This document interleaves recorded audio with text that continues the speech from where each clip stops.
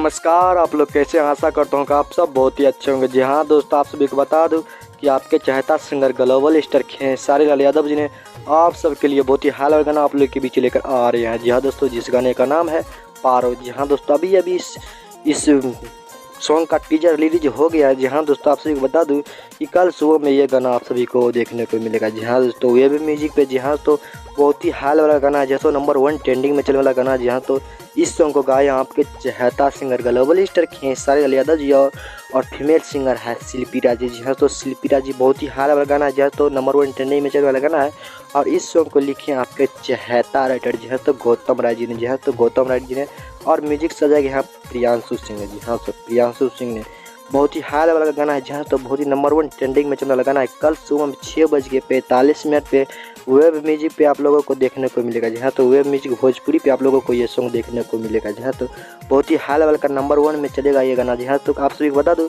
कि खेसारी लाल यादव जी के गाना फिल्म डोली सजा कर रखना वो भी कल आ रहे हैं। जहाँ तो आप सभी को बता दूँ कि अगर आप हमारे चैनल पर नए तो प्लीज़ चैनल को सब्सक्राइब कर ले, ताकि जब भी मिलेंगे